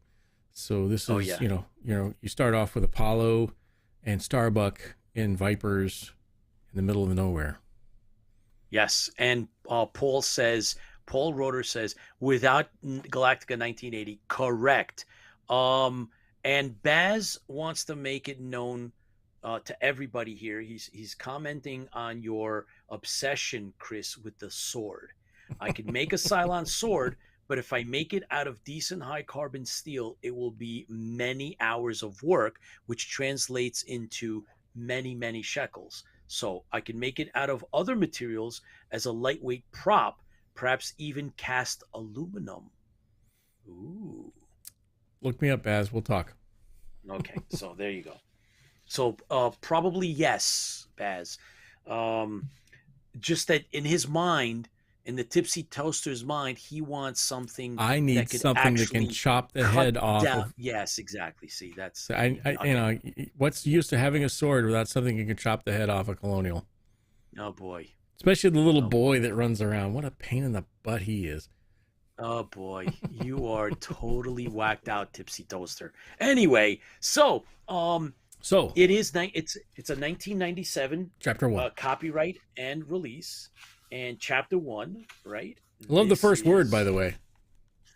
Oh yeah, blip, blip, blip, and it starts out after that. It talks about the Scarlet Viper. Ooh. And that's what Lieutenant Commander Apollo is flying. Yes. Yeah. How about that? And Starbuck is a captain. Yeah. He's a captain, and they're flying together on a mission, a recon mission. A recon mission to check out a system called Binary 13. The fleet, like usual, because they need all that food and things like that, unlike Cylons. Looking for a place to get food and raw materials and thallium and that kind of thing. So they're checking out this system that kind of the scientist on the Galactica says it's good to go. So you should have this stuff. So he wakes up Starbuck, which I like the back and forth with this, because Starbuck does not want a new Viper. He's got his old Viper with him. He's like, I don't want one of those new fancy fangled whatever things it is. I'll keep with my old one. Yeah. So he's flying, I think, the only pilot that's flying the old. Yeah, well, yeah, they started handing out the new Vipers, and then of course he was second in the list, and he denied it. He says, I'll keep my old one, which is really a Starbuck thing to do. It's really he's really cool. setting his so you get that thing. So, but it starts out with Apollo. It said, hey, we reached the spot, and he wakes up Starbuck because he's sleeping. Yes, he is. That's like, right. Hey, I'm in my sleep time frame. Because you have to admit that that has to be a long period of time to get to a specific point and back. These people, right? But the reason he was sleeping was because he was hungover. Yes, he's hungover, playing Pyramid, and but he that's won. Why he did win. He won. He did win. Yeah, and then he was drinking. Then he went to drinking ambrosia after that. And he actually said, and he had enough cubits left over to buy a bottle of ambrosia for him and Cassiopeia. Very good. Cassie. Anyways. Oh, stop. Anyway. All right. And the story goes on. So they check in. He wakes them up. They check in, and they're approaching, right? They're approaching a planet, and they believe that there is nothing out there. But Apollo, he suspects, he's getting this feeling, right, that they might be getting jammed. Like they're coming up on a planet, and it's like kind of weird that they're not picking up anything. And as they're flying closer, he's just like, there's something wrong. And remember that Lieutenant Commander Apollo is actually flying a superior Viper, and Chris, they make it a point to describe the intricacies of the Colonial Warrior's helmet, right? Yes. So, which is really cool, right? So they make it so now they're telling us that when the helmet goes on, that light that you see, it actually seals the helmet, and it also seals around the neck, and it has a projection that you and I never see, because we never get the look from the pilot's perspective. Like we never see out from one of them, but on the inside of now that screen, the invisible screen is there's projected information, which is really, really cool. So they see that. You and I never see it, of course, but because we're looking in on them. But when they look out, they can see that stuff. So it's really, really cool. It has a HUD, heads-up display, exactly, which is really, really cool. That's right, Sean. Thank you. So Starbuck was Australian. Yes, that's right. Because he's always doing crazy things. Yeah. Always drinking. Drinking. That's on. Yeah, that's what it means by drinking and yeah. And if you don't want to say the word, it's on the all the time. Yeah. Yes, I don't have the buzzer, so yeah, which is really, really cool. And so Apollo's like, something's going on, and then Starbuck's tell him like, are you getting that like weird feeling thing? Are you like, what's up with that, man? Reminds me of Baba Black Sheep with I can't remember the one of the, it was Eric Estrada that played the pilot that always I know they're here. I feel him start scratching his head.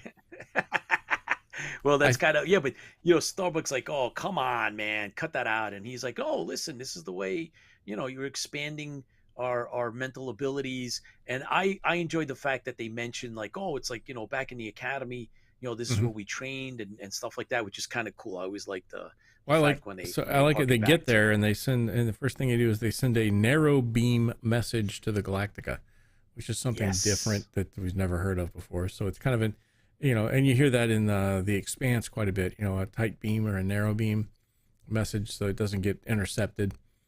Uh-oh. 2 Centaurs. Dude, John Repperman, he comes up with some of the funniest and coolest stuff, right? So to prepare for chapter 1 review of Armageddon, I got a tankard of grog from the meal prep, lit up a fumarello, turned on the info screen in my helm, and steered my Navi Hill to the IFB webcast to enjoy 2 Centaurs of fundamental code with just enough Felger carb to be very entertaining. It's just like, that's awesome, dude. Well said, John. So wow. So now they're approaching, they're getting, as they speak and tell us this, they're also letting us know that they're getting closer and closer to the planet, and they're now, Chris, I think they realize they can actually see the planet, and it's green. They can, yeah. There's vegetation and there's everything else, but the stuff's coming back saying everything's dead. Yeah, there's no, everything's dead, and and the Scarlet Viper has shields, which is very good. Yeah, shields. That's right, John. Thanks for mentioning that. Yeah, and so we'll get to that in a minute. Like, when the bad guys show up. That's right, man. They do. Well, but in my case, the good guys show up. Yeah. Relax. Hey, we were just hanging out on our planet, doing our own thing. You guys show up. You start, hey, what's going on? And we try to go out there and say, hey, what's going on? You guys get all upset, start firing at us. We fire back. Boy. Yep. That's kind of what happens. I mean, we didn't start it. Always Cylon perspective. You showed up and did all this stuff and started invading our space. So. Oh yeah. Okay. Calm down. And so this is when Apollo realizes that there's got to be some kind of life forms. So they're being jammed, purposely being jammed, and that they want to go back, and the mission was to do a flyover of the planet and see if they can get any information and then get back to the Galactica. And as they're about to do that and realize they're getting jammed, the Cylons come into play. Yay! And it's Cylons. The Cylon, right? Cylon Raiders. There's like a phalanx. A phalanx, yes. 12. And so they engage. Yep, they engage and they go at it, and there's a great. I mean, if you really get into it, there's a really good back and forth and description of how the battle goes and how Go ahead. And the fact, Chris, that they observe that there is some type of life on the planet. There's like a city. There's an actual city down there, and they're like, wait a minute, we were definitely being jammed, because how could there be a city, and where did the Raiders come from? And then now when they're in combat. Yep. And they also talked about how there's in space, like they're trained, the Colonial warriors are either trained to bait Cylons or if when they're actually engaging in combat, that they get one shot of contact, and then they have to make their way all the way back, because they're in a vacuum, right? So they're not in it's not atmosphere. Like World War II dogfighting doesn't work that way. Right. And so they describe that, which is kind of cool. They put that all out there, which I thought was really cool. And then that's where they have a bunch of them chase one. The other guy chases a bunch of them. They kind of go by each other real quick, and then they engage the people that are chasing each other. That's kind of the tactic that they're using. Yeah. And they're able to shoot up a bunch of the Cylons. Yes. So it's a horrible thing. Anyways. Well, they all but destroy them, as they should. No, I'm very proud of their jobs, of what they did. I had friends on those ships. However, Chris. Yes. However, they're engaged. It's a Phalanx and two ships, two Vipers, and one of them's a Scarlet Viper. It's like state of the art technology. It's shields. Evolved with shields, but there's more Cylon Raiders than the two of them can handle, right? They get into a little bit of what happens and the mechanics of it, and it seems that someone's luck kind of runs out. Somebody's luck runs out, and we kill, well, at least we shoot down Starbuck, and Apollo's we as in the Cylons. Okay, all right. We as in not the IFB, and the but... Cylons. The Cylons shoot down Starbuck. Yes. And really good. Well, good no. Hold on a second. They didn't shoot him down. They're in that fight. In the fight, he gets hit, but anyways, they hit each other because they try to do the chicken. It's the description here is great. Playing chicken with the Cylons. Playing chicken, yeah. But they didn't say it that way, but it technically is. That's what it is.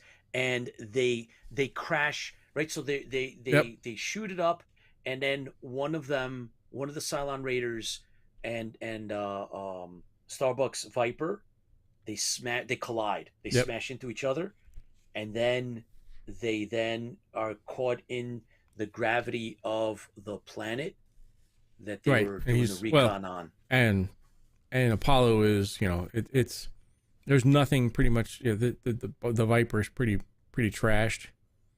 Yeah. So Apollo's like, he didn't make it. He's not gonna make it. Of course, we all know he's probably gonna make it. Come on. Well, the way he describes it, the two ships have smashed into each other, so unlikely that Starbuck survives. Yeah, he's going to fall into the planet. He's getting sucked into the atmosphere, and it's going to crash on the planet's surface. There's so as far as Apollo's concerned, he just watched Starbuck die. Exactly, and Apollo's like, he would go to help out, but there's another phalanx of superior fire power aircraft approaching. So Cylons. So there's another phalanx of Cylons approaching, and he needs to get back to the Galactica. So he's going to fly a different direction than the Galactica, and he's going to fly back towards the Galactica. But as he leaves the area, the last part of the chapter says he cries and mourns the death of Starbuck. That's right. Go Cylons. Stop that. Stop it. So now that's basically, guys, that's chapter 1. Oh boy. Oh my God. You're uncontrollable tonight. So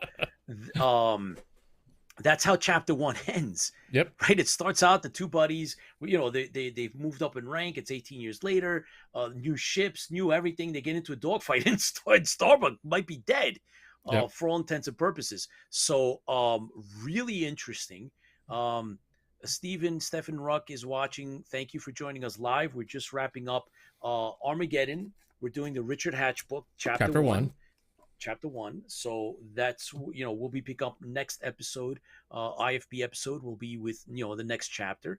And John Repper says they mention an Azor class Viper. Yes, Azure. That's the Scarlet Viper. Yep. Yeah. Which is Scarlet really Viper is cool. called Azure. Yes, and Jeff Walters says if we all know how these stories end, it's Muffet comes and saves the day. Damn right. I don't think so. No, that's not in Richard Hatch's storyline. That's not how it is. Cylons lives. Cylon lives matter. Yeah, that's right. Oh boy. Oh my Chrome God. lives matter. Look, Chrome lives matter. Okay, you keep drinking, buddy. And Baz wants to know any more rumors of BSG reboot movie or series. Where are we at? Reached out to Kinsberg on that, and reached out to S-Mail on that too. Haven't heard anything back. It's still a go for Peacock, and it's still a go for Universal. So we haven't heard that they've canceled, but we've canceled it.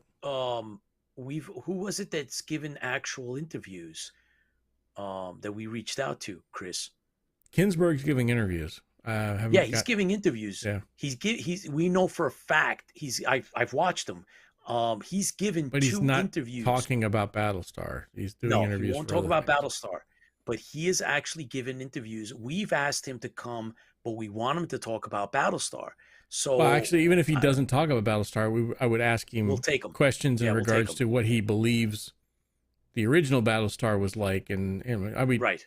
Even if you can't talk about the new Battlestar, we could still talk about the old Battlestar and how he grew up with it, and what his vision would be, kind of deal. So, I'll keep hammering out until they send me a knock at the door and tell me to stop doing it. I usually send out an email about every other week to the same group of people. So they haven't. We're trying. Back, so. We're trying to see, but no Thanks news for the question, is good though. news, Baz. Yeah, we haven't heard any real. There's a lot of rehash, right, Chris? There's a lot of rehash. People go to Variety and they take like the old story and they reword it back up and put again. it out. And it's so it's no, like, there is really no it's good. news. No, that story's a year old. No. Yeah, it's a year old. John, I think John, I know that you must be reading it with us because he says when they are flying toward each other to outfly the Raiders, they are jostled by the hot plasma wake from the Vipers.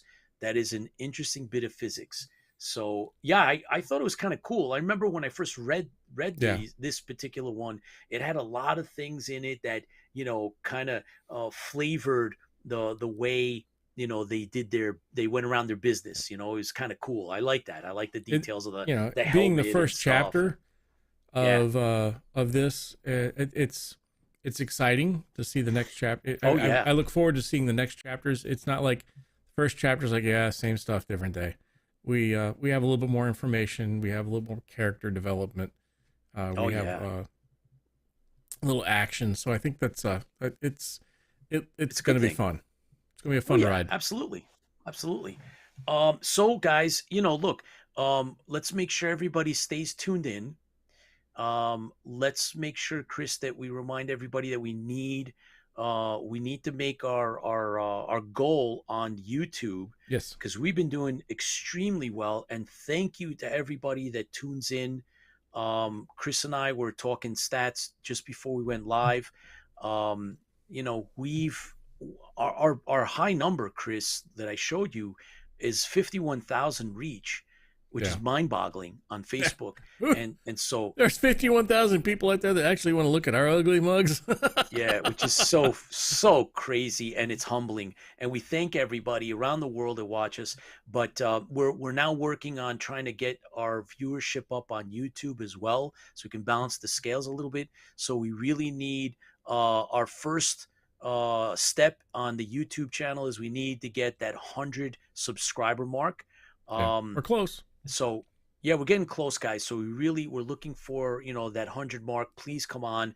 And like I said, over on our Facebook page, we've reached 51,000, which is just mind boggling. But on the YouTube, we're still a little deficient. So please, subscribe, please, hit that, like button, and we need that 100 mark so we can, step up and then get into the next range.